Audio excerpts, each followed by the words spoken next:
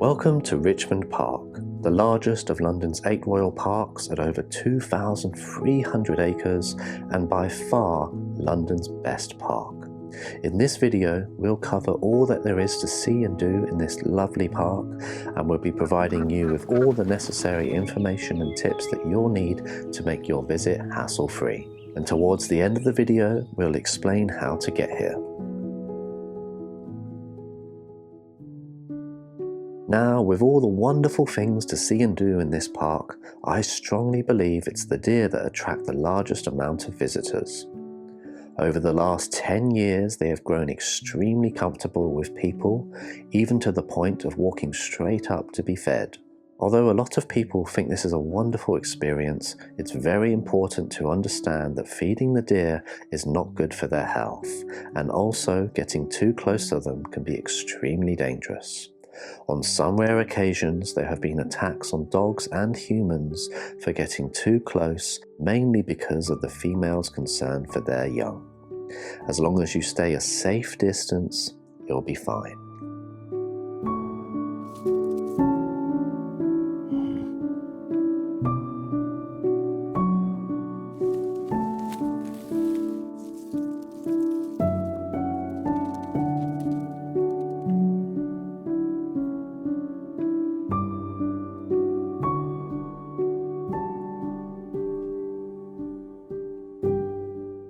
One of the few places in the park where you won't find any deer is the Isabella Plantation, a 40-acre enclosed magical woodland garden with streams, ponds, flowers, plants and trees, which bring many visitors here, especially couples and families who like to set up for the day with their picnics.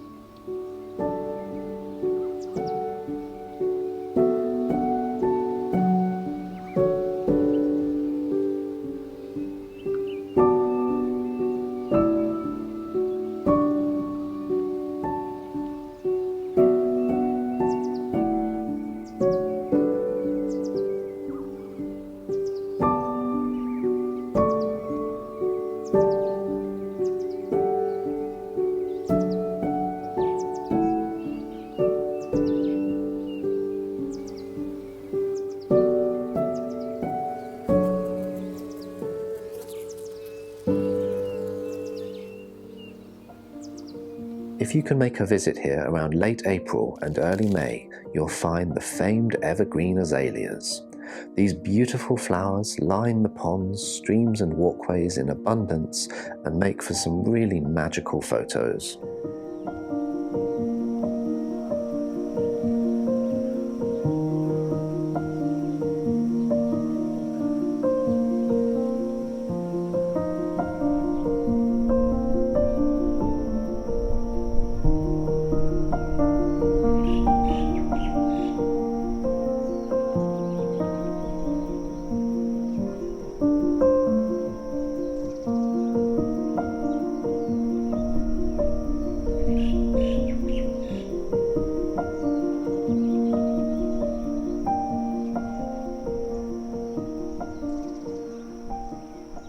Exploring the park can be quite tiresome due to its huge size, but worry not, as the park has the perfect place for you to rest and grab a bite to eat.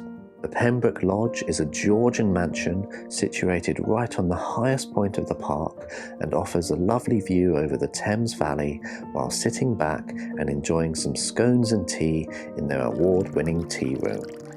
However, make sure that you never leave the table until you've finished, otherwise the local birds will be there in a flash.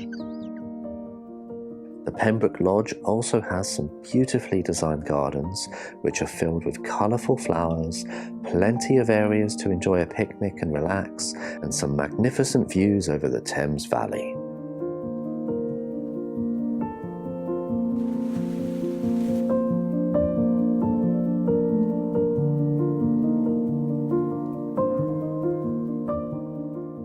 There's also King Henry's Mound, which has a telescope looking out over the Thames Valley, and if you turn it 180 degrees, you'll find a narrow gap which offers a view all the way to St Paul's Cathedral in central London.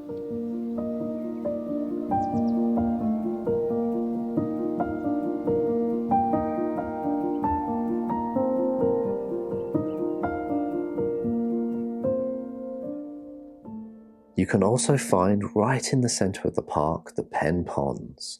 These two lovely ponds make for a great spot to visit during sunrise or sunset and are especially beautiful in the winter when you can capture the mist floating over the ponds as you watch the birds flying by.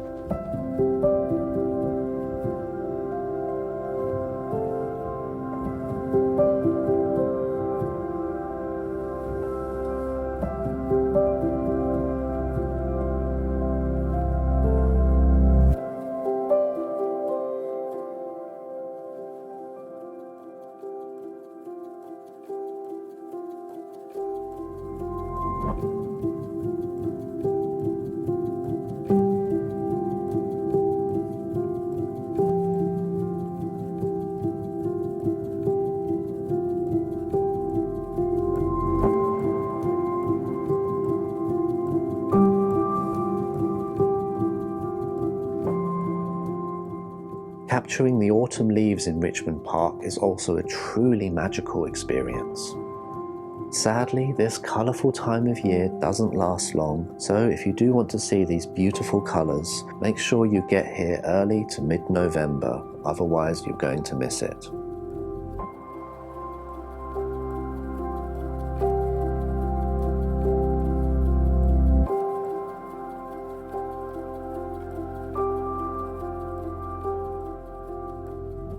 Now, exploring the park by foot and bicycle is hugely popular. However, a very special way you can explore is by horse. Sit back and relax while you're navigated through the park by a tour guide. There are a number of stables nearby the park, offering riding experiences for all ages and abilities. The park also holds within its grounds the Richmond Park Golf Club, which has two 18-hole courses and a driving range, a former royal residence now turned into the Royal Ballet School. Several movies and TV series have also been filmed in the park. Some movies that you may have heard of include Billy Elliot, Sherlock Holmes, Interview with the Vampire, and the second installment of Doctor Strange. Now, the park comes to life at night as the visitors leave and the wildlife comes out. As well as being an international importance for wildlife, it is also the darkest and quietest place in all of London.